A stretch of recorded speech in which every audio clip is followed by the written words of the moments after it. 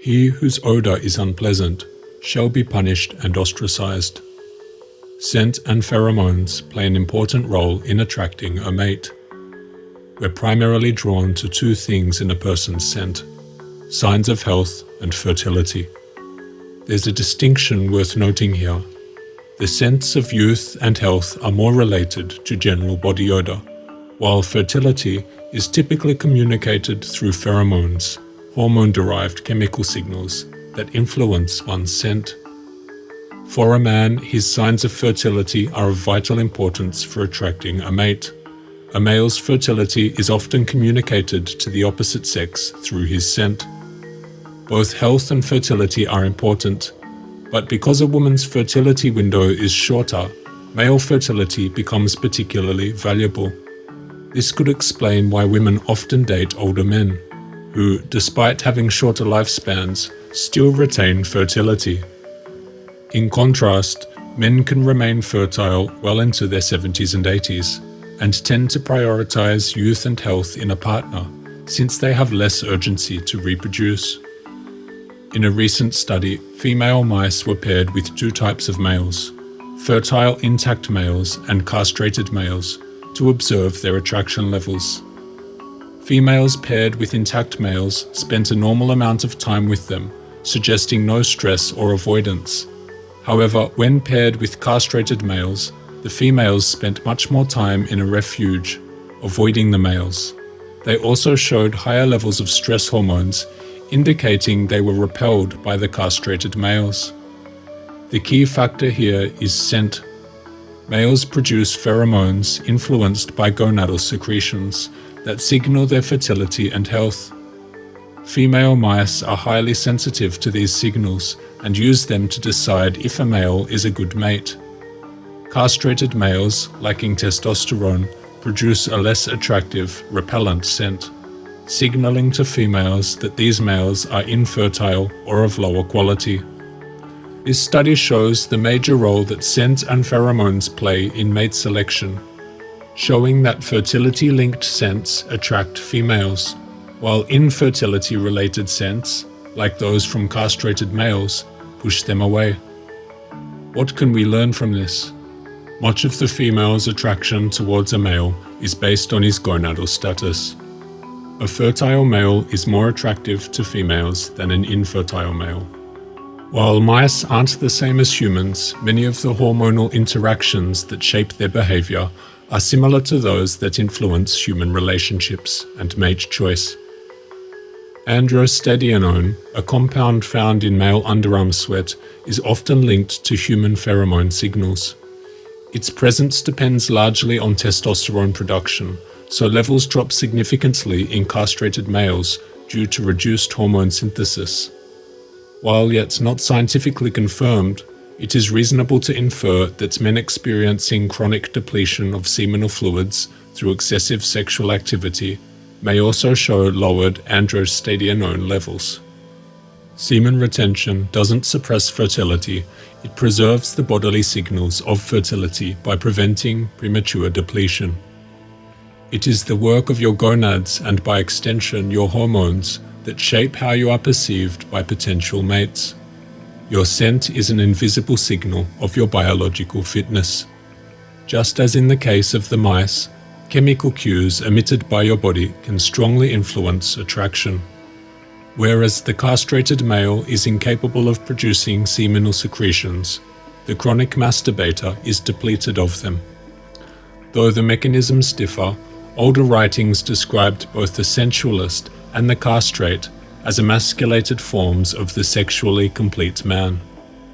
Both eunuchs and chronic masturbators were frequently depicted as having an effeminate disposition. A man who is producing these secretions, but not constantly expending them, is in his most natural and healthy physiological state. This is the state most wild animals are in for the majority of the year, outside of their mating windows. All organisms are instinctively drawn to life and repelled by death, with much of their behavior reflecting this natural drive. The sense of smell, known as the olfactory sense, plays a crucial role in detecting freshness and vitality, as well as decay and putrefaction. This ability is essential for evaluating food quality and potential mates. As the organism ages, decay sets in. This also produces a very unique smell that we often refer to as old people smell, or nonanal odor. The reason nonanal odor offends us is because it signals death and decay.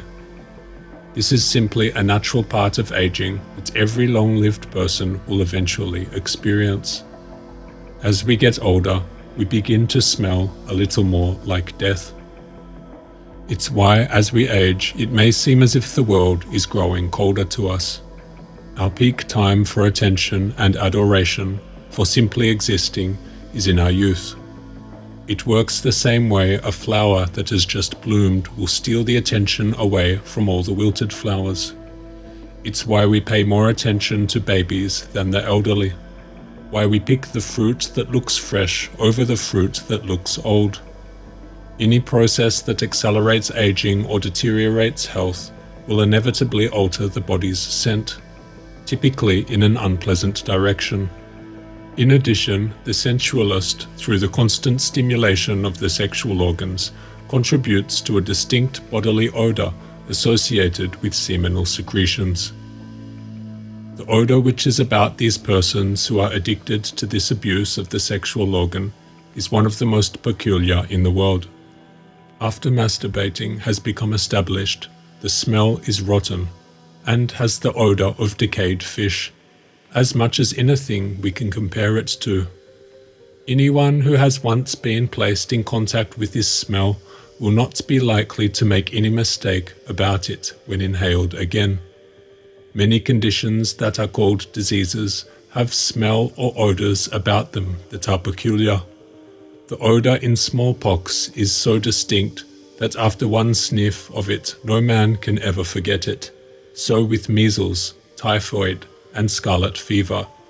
All these odors are in themselves peculiar, and the imperfect sexual abuser of himself or herself will have this smell or odor if the habit is long enough persisted, in to have the corpuscles of the body dead and putrefied, with the rotten or putrefied semen that is inside of the ducts sent into the general circulation.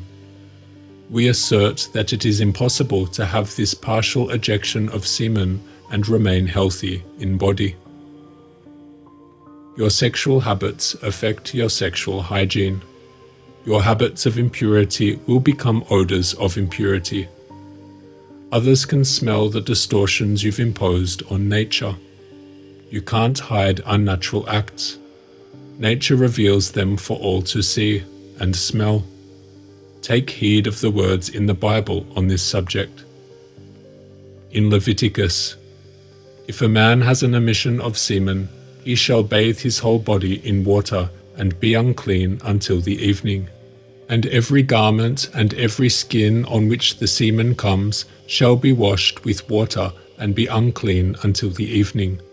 If a man lies with a woman and has an emission of semen, both of them shall bathe themselves in water and be unclean until the evening. There is a very real connection between one's scent and one's purity. Our sense of smell is very sensitive, and an offending or attracting odor can easily color how we perceive others. We know this instinctively, and on an early date with a potential mate, we go out of our way to avoid bad body odor, for we know the impression it could create would be highly unfavorable. It could make us appear dirty, impure, or even repulsive. Remember, filthy thoughts can inspire filthy action, and filthy action will create filthy odor. In this way, the content of your mind can be physically transmitted to others through your scent. That is why it is of importance to not let our mind into filth, because before long our physical body will become tainted by such thoughts. The filthy thoughts will manifest themselves into negative aspects in the body. Most people overlook this connection. You need to be aware of it. Thoughts affect physiology. When a man remains chaste and fertile, his smell becomes more attractive. Nature is signaling his quality through the nose, just like a flower. A flower's aroma is at its sweetest when it is most fertile. And it is precisely at this time that it attracts pollinators.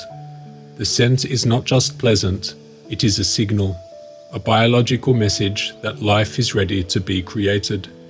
This pattern runs deep in nature. Fertility emits fragrance. It was often said that those who sexually developed too early would also begin to decay early to ripe, early to rot. The secretions we produce are not infinite, and their use accelerates the aging process. Of course, we cannot go back and delay our own sexual development, for it has already occurred, but we can limit our energy investment. We can reduce the amount of sexual energy our body puts towards reproduction, and thus potentially slow this biological drain on our system. Those who stave off aging longer will also stave off the smells associated with aging and decay. A peacock's feathers during its mating period are perhaps some of the most striking displays of fertility in the animal kingdom. They display the peacock's beauty, fertility, and strength or organism in order to attract the best mate. The more beautiful their feather displays, the more picky they are in finding a mate with comparably good genes. This extravagant display, however, only occurs for a short window of time during the mating season, and for most of the year they are in a period of rest, where the peacock's feathers are less prominent and their energy is directed elsewhere. Reproduction mode is limited for survival and longevity. A chronic masturbator is essentially in a perpetual state of mating readiness, with no off-season to allow for recovery. As a result, they deplete their energetic resources continuously, accelerating the aging process and hastening their overall decay of their physical and mental health. This state of depletion is communicated through their physical appearance and body odor.